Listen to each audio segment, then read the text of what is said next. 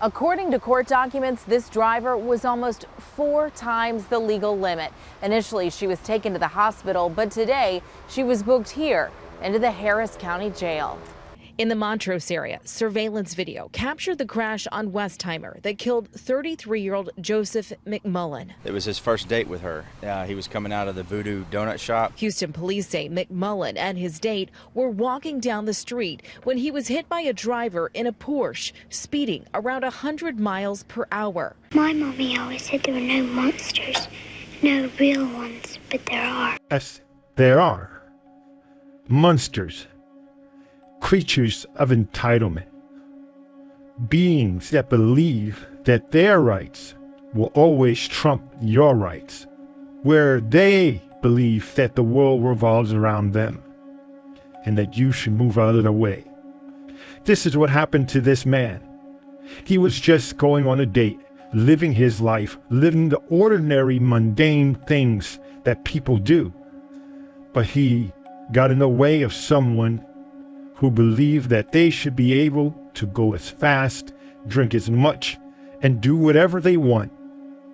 And he paid the ultimate price. This is nothing new. It happened on an early Wednesday morning around 2:30 a.m. We're stopping the video before the impact. And the woman who was with McMullen says the Porsche barely missed her. I knew she was not going to make that curve. I knew she was going to come up on the sidewalk. Court documents show 32-year-old Christina Chambers is charged with intoxication manslaughter. Prosecutors have already filed a motion asking for a $50,000 bond. They wrote to the court saying she was, quote, driving a vehicle while almost 4 times the legal limit, and said, quote, the defendant is a clear danger to the community.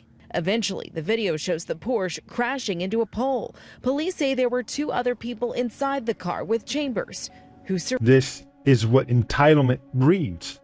It breeds dangerous, delusional, reckless behavior and conceit so vast that they believe that the world is their playground and the rest of us should move out of their way to let they have their fun. Doesn't revolve around me. Yes, she is a danger because her attitude is dangerous. She believes that she can do what she wanted. You think this is the first time that she's gotten this plastered? Of course not. This is a habitual behavior over and over again. This time, there just happened to be someone in front of her and a telephone pole to stop her. And what about her friends, her so-called friends? 3 people driving in the car with her, and not one of them spoke up about her being so intoxicated that she shouldn't drive. Not one of them were aware enough to say we should call a taxi or Uber or something, remove the keys from her possession. You see, there's more to this. When friends don't stop friends from drinking and driving, friends die. Friends don't let friends drive drunk.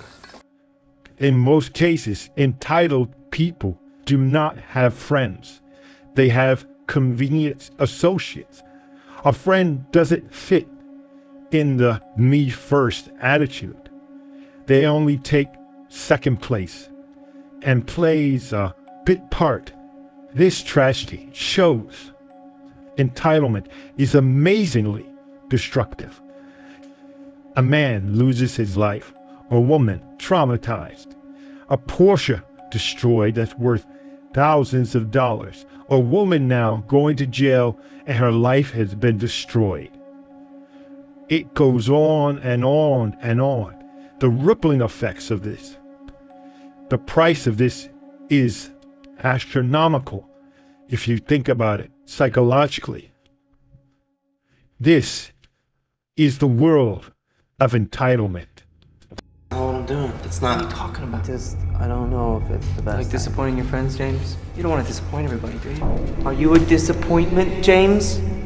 You're a good driver. But that's not... Get in the car. No. Get in the car. I don't think I should do this.